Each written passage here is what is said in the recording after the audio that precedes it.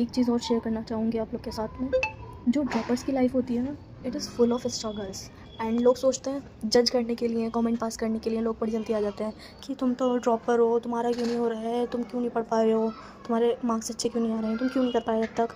और ख़ास करके जो फुल ड्रॉप लेते हैं ना, वो तो मेरे से रिलेट कर पाएंगे इस बात से कि आपके पेरेंट्स, रिलेटिव्स और यहाँ तक कि कुछ फ्रेंड्स, जो फ्रेंड्स कहलाने के लायक भी नहीं होते, वो टॉन्ट करते हैं। दे आर लाइक, भाई पूरा साल तुझे मिलता है सिर्फ एक एग्ज़ाम के लिए प्रिपेयर करने के लिए, and you are not still able to clear that exam. कर क्या रहा है तू अपनी लाइफ में।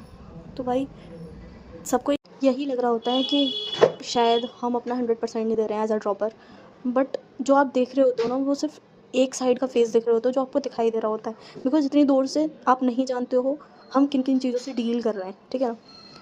मैंने इतने सारे ड्रॉपर्स देखे हैं fighting with depression, anxiety, health issues, mental breakdown, and वो यही डिसाइड नहीं कर पा रहे होते कि हमें इस फेज़ में रहना है या यहाँ से निकलना है। They can't make a decision of for their life. They feel like कि नहीं भाई, गिव अप नहीं कर सकते।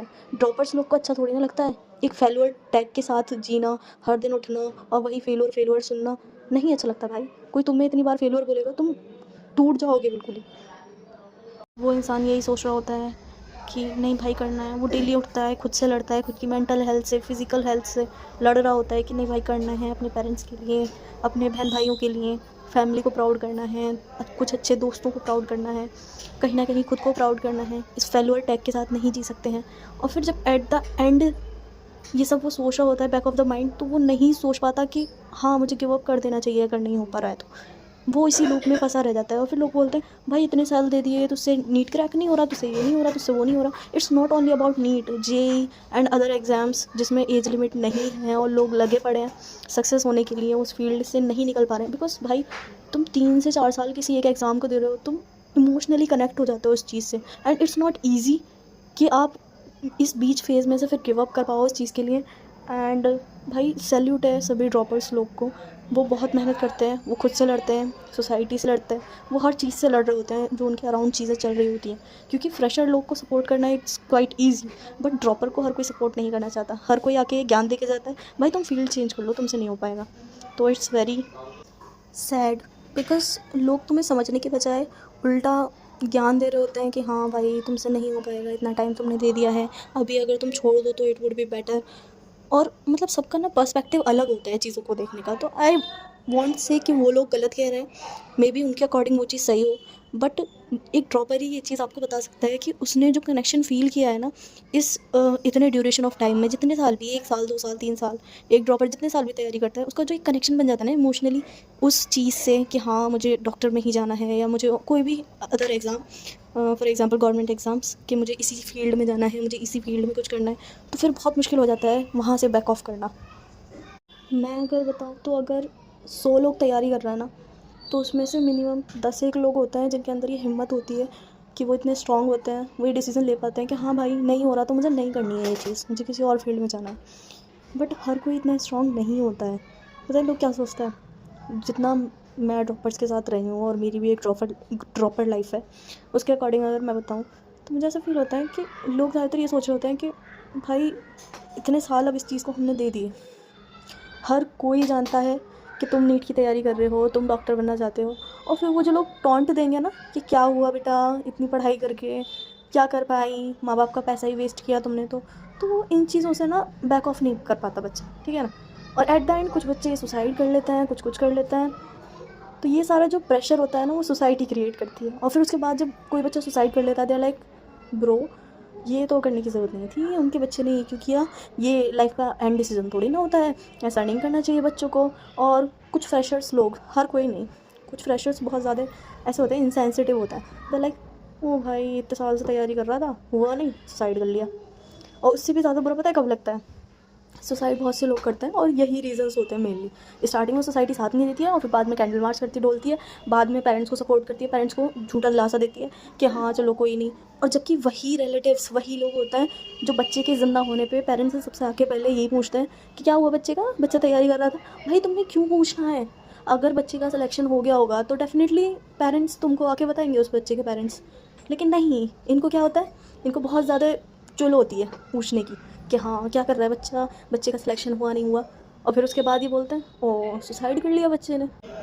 अभी आप में से बहुत से लोग सोच रहे होंगे कि क्या हो गया इसको, आज ये ऐसी बातें क्यों कर रही है, मतलब इतना साइड बातें, but it is the reality, okay. और आई डोंट नो मैं ऐसी बातें क्यों कर रही हूँ, मेरा मन किया and just started recording what ever I was feeling and या अभी मैं ऊपर हूँ छत पे, तो बैकग्राउंड में कुछ नॉइज़ आ रही होंगी, बहुत ज़्यादा ही आ रही होंगी, आई डोंट नो, तो प्लीज़ उन चीज़ों को इग्नोर करना। तो बस मैं यही कहना चाह रही थी कि जो आपका साथ नहीं देते ना स्टार्टिंग में, उन्हें आपके मरने के बाद भी कुछ फ़र्क नहीं पड़ने वाला है। तो 4 लोग हैं वो कहेंगे, जब तक तुम मर नहीं चाहते ना, और वो 4 लोग तुम्हें आके कंधा नहीं दे देते, वो जब तक तुम्हारे बारे में बुरी बातें कहेंगे, इट इज़ ऑब्वियस, ठीक है। और जब तुम एक टाइम पे अच्छा पैसा कमाने लगोगे तो वो तुम्हारे लिए तालियां भी बजाएंगे, वो तुम्हारा एग्जाम्पल अपने बच्चों को भी देंगे, देखो उनका बेटा या उनकी बेटी इतना ज़्यादा कमा रहे हैं। बिकॉज इन दिस सोसाइटी लोग बोलते हैं कि हाँ अब ब्रॉड माइंडेड हो चुके हैं लोग, इतना कोई नैरो माइंडेड नहीं है। बट मैं बताऊँ ना आपको रियलिटी, तो अभी भी लोग इतने ज़्यादा नैरो माइंडेड हैं कि वो आपकी सक्सेस को आपके पैसों से तोलता है। अगर आप पैसे ज़्यादा कमा रहे हैं तो डजेंट मैटर आप क्या जॉब कर रहे हैं, आप कोई बहुत अच्छे प्रोफेशन में हैं या थोड़ा ऐसे ही प्रोफेशन में है, it doesn't matter at all अगर आप बहुत अच्छा कमा रहे हैं। The thing that's matter is money, कि आप कितना कमा रहे हैं, उसके अकॉर्डिंग ही लोग आपको इज़्ज़त देते हैं, एग्जाम्पल सेट करते हैं आपके, और यही है बस रियलिटी। लेकिन मैं एक चीज़ बताऊँ, जब कोई भी बच्चा सुसाइड कर रहा होता है ना, तो it's not about the relatives, the society या द सो कॉल्ड फ्रेंड्स जो मतलब मगरमच्छ हैं, है ना। तो वो सब मैटर नहीं करते जब कोई बच्चा सुसाइड कर रहा होता है। पता है मैटर कौन करता है? पेरेंट्स, उसकी फैमिली, जो कोर फैमिली होती है ना, पेरेंट्स, बहन भाई, बस दैट्स इट। ये लोग मैटर कर रहे होते हैं। जब बच्चा बाहर से टूटता है ना, तो घर वाले उसे संभाल लेते हैं, ठीक है ना, और वो संभल भी जाता है। लेकिन जब बच्चा घर में टूटता है ना, तो कोई बाहर वाला उसे संभाल नहीं सकता, और ना ही वो संभल सकता है तब। बिकॉज भाई पेरेंट्स मेन होते हैं जिन पे बच्चा सबसे ज़्यादा ट्रस्ट करता है। पेरेंट्स ना उसके लिए एक सेफ़ प्लेस होता है कि हाँ अगर मुझे कोई भी कुछ बोलेगा तो दे विल प्रोटेक्ट मी। लेकिन जब पेरेंट्स ही बाहर वाले लोगों जैसी बातें करने लगे, बाहर भी बच्चा टॉन्ट सुन रहा है और घर में भी टॉन्ट सुन रहा है, तो वो मतलब किधर जाए फिर। और आजकल के जो फ्रेंड्स हैं उनके पास इतना भी टाइम नहीं है कि वो कॉल करके मैसेज करके ये भी पूछ लें कि भाई ज़िंदा हो या मर गए। तो तुम फ्रेंड्स पे तो रिलाई कर ही नहीं सकते।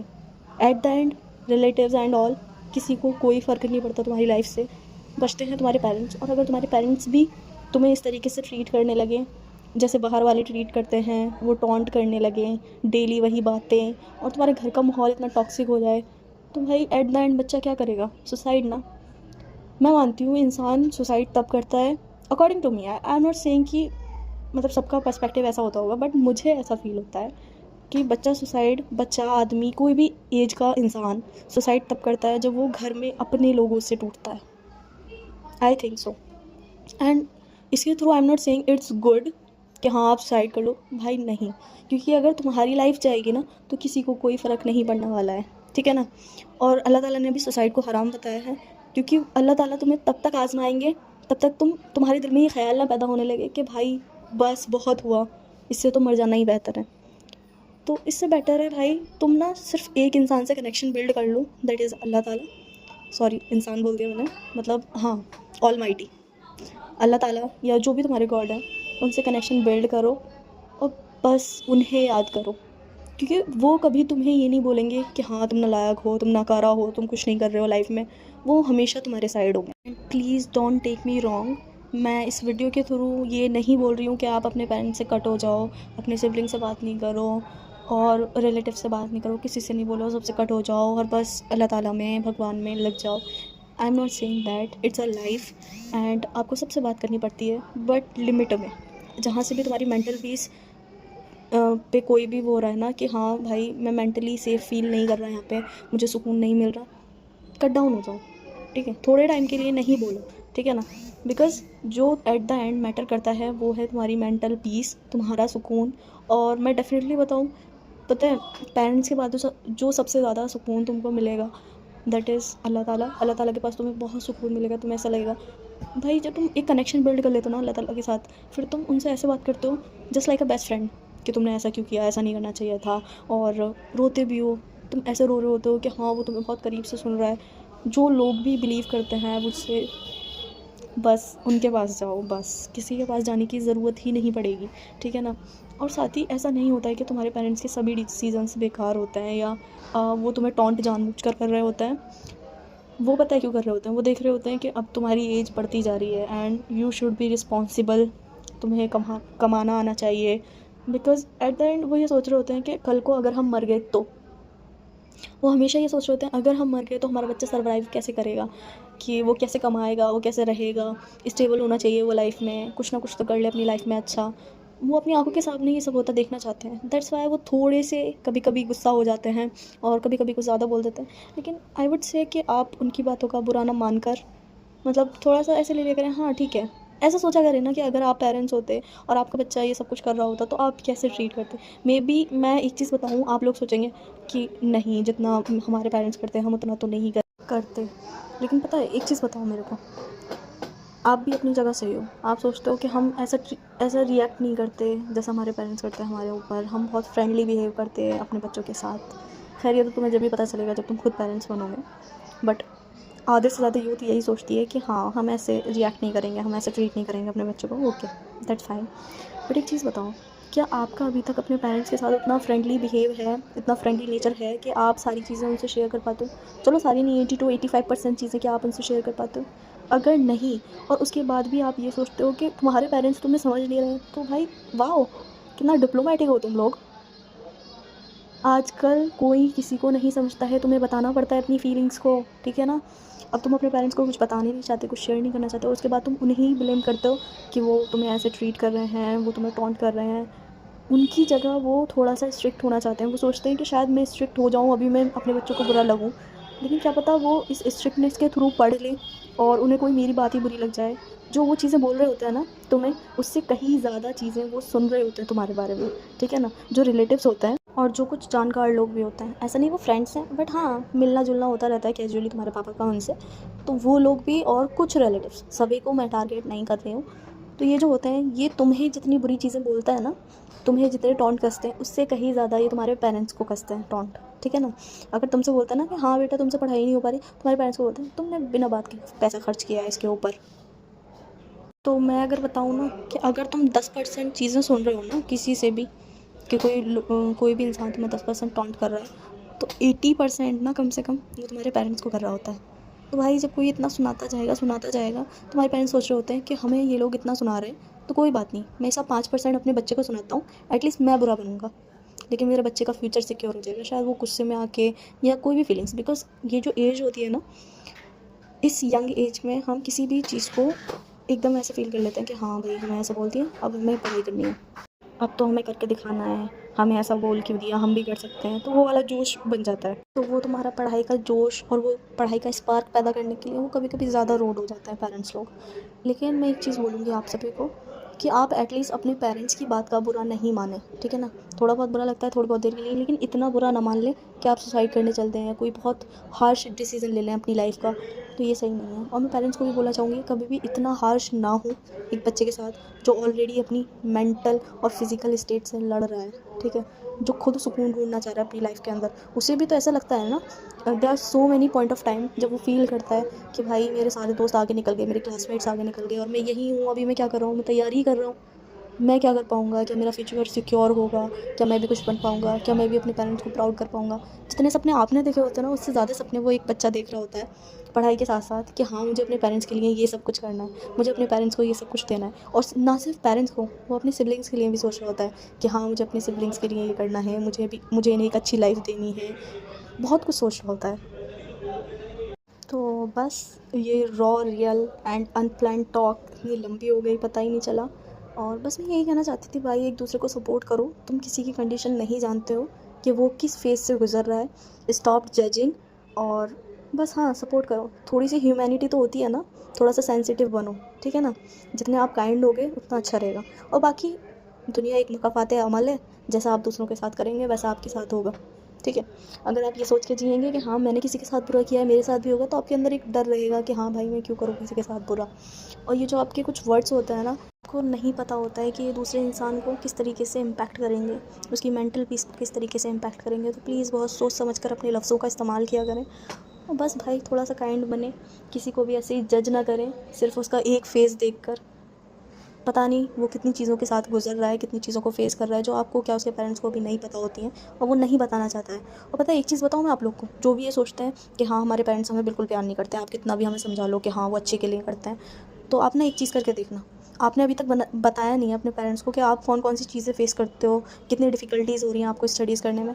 आप एक बार बोल के देखो, आप बताओ उनको कि हाँ पापा या अम्मी जिसको भी बताना है, ये दोनों को साथ में बैठा के कि हाँ मेरे से नहीं हो पा रही है पढ़ाई, या मुझे डिप्रेशन हो रहा है इस पढ़ाई की वजह से, और मुझे एंजाइटी होने लगी है, जो भी आप फेस कर रहे हो, ठीक है, एकदम रियल टॉक करो और उनको बताओ। एंड मैं 100% गारंटी देती हूँ, पता है 1% पेरेंट्स भी ऐसे होते हैं जो डिज़र्व नहीं करते कि उनके कोई बच्चे हों, लेकिन 99% पेरेंट्स पता है क्या बोलेंगे, ठीक है तू ये फील्ड छोड़ दे, तू कुछ और कर ले लाइफ में, अगर ये चीज़ तुझे सुकून नहीं दे रही है। बिकॉज जो मैटर करती है ना वो तुम्हारी लाइफ करती है, ठीक है ना। तुम्हारे पेरेंट्स को चाहिए कि मेरा बच्चा ज़िंदा रहे एटलीस्ट, कोई पेरेंट्स नहीं चाहते कि हाँ मेरा बच्चा सुसाइड कर ले, तो जस्ट टॉक अबाउट इट। तो बस आज का वीडियो यहीं समाप्त करते हैं, बिकॉज वीडियो इतना लंबा हो गया है और पता नहीं मैंने क्या क्या बोल दिया, जो भी दिमाग में चल रहा था और जिसके बारे में मैं काफ़ी टाइम से बात करना चाह रही थी, तो मैंने बहुत कुछ बोल दिया है। मे बी आप रिलेट कर पाओ या नहीं, बट डेफिनेटली अगर कोई ड्रॉपर सुन रहा है तो शायद उसके आंसू भी आ जाएंगे सुनते सुनते, because this is the real phase which is full of struggles जो एक ड्रॉपर बच्चा जी रहा होता है। तो बस एंड करते हैं इस वीडियो को, बहुत लंबी हो गई है वीडियो, बस मैं बोली जा रही, तो बस ख़त्म करते हैं वीडियो को with a short message to all of you कि I am your study partner and you can share anything in the comment section and I will try to reply, because पढ़ाई करनी होती है तो इतना एक्टिव में नहीं रह पाती कमेंट सेक्शन में, but yes in this video I will try to reply each and every comment जो भी आप लोग करोगे। तो आप किसी भी चीज़ से डील कर रहे हो, just let me know in the comment section, ठीक है। और कभी खुद को अकेला मत समझो, खुश रहो, हंसते रहो और जीते रहो। बाय बाय, अल्लाह हाफिज़।